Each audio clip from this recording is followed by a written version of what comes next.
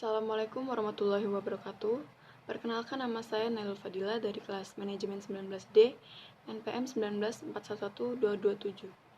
Di sini saya akan menjelaskan materi tentang obligasi. Obligasi atau bond merupakan suatu proms atau surat tanda berhutang di mana peminjam dana setuju untuk membayar bunga dan pokok pinjaman pada tanggal tertentu kepada pemegang obligasi. Obligasi merupakan salah satu macam surat berharga yang diperjualbelikan di pasar modal. Secara umum, surat obligasi setiap lembarnya haruslah mencantumkan nilai pari atau par value, biasanya mulai dari 1 juta. Nilai pari adalah nilai yang akan dibayarkan oleh penerbit obligasi kepada pemegang obligasi saat jatuh tempo.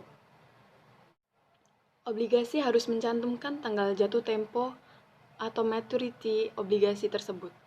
Suatu obligasi harus mencantumkan suku bunga atau kupon interest rate yang menunjukkan berapa presentase dari nilai per obligasi yang akan dibayarkan per tahun sebagai bunga. Jenis-jenis obligasi sebagai berikut. Yang pertama adalah obligasi pemerintah, kedua obligasi perusahaan, ketiga obligasi pemerintah daerah, dan yang terakhir obligasi luar negeri. Jenis obligasi berdasarkan kupon bunga. Yang pertama, obligasi dengan tingkat suku bunga tetap atau fixed rate.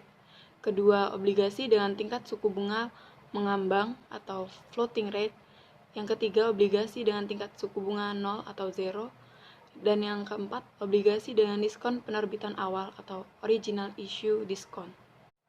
Obligasi yang dapat dikonversi atau convertible bond adalah obligasi yang atas kehendak pemiliknya dapat ditukarkan dengan saham biasa perusahaan emiten. Bagi perusahaan, penerbitan obligasi dapat dikatakan sebagai penerbitan saham yang ditunda. Obligasi yang diterbitkan dengan warrant adalah obligasi dengan opsi jangka panjang untuk membeli saham biasa emiten pada harga dan jumlah tertentu. Biasanya lebih tinggi dari harga pasar saat penerbitan warrant. Seseorang yang akan membeli obligasi akan mencari informasi tentang harga, tanggal jatuh tempo, dan suku bunga yang ditawarkan. Informasi ini gunanya untuk menentukan nilai imbal beli atas obligasi tersebut. Imbal hasil obligasi dihitung dengan 3 cara, yaitu yang pertama, imbal hasil saat jatuh tempo atau yield to maturity. Yang kedua, imbal hasil saat penebusan, yield to call. Yang ketiga, imbal hasil saat ini. Harga obligasi bisa berubah dari waktu ke waktu. Misal ketika kondisi ekonomi berubah, harga obligasi juga bisa ikut berubah. Ketika tingkat suku bunga naik, biasanya harga obligasi akan turun.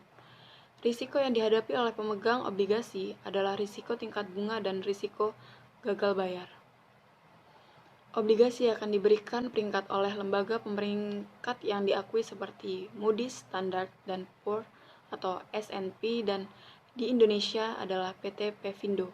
Peringkat tertinggi adalah AAA dan terendah adalah D. Cukup sekian penjelasan dari saya. Wassalamualaikum warahmatullahi wabarakatuh. Everybody knows that I'm breaking down. Everybody knows I ain't faking now. Everybody knows my heart's vacant now. Yeah, she hates me now, I made mistakes but now I don't ever wanna be alone. I don't really ever feel at home.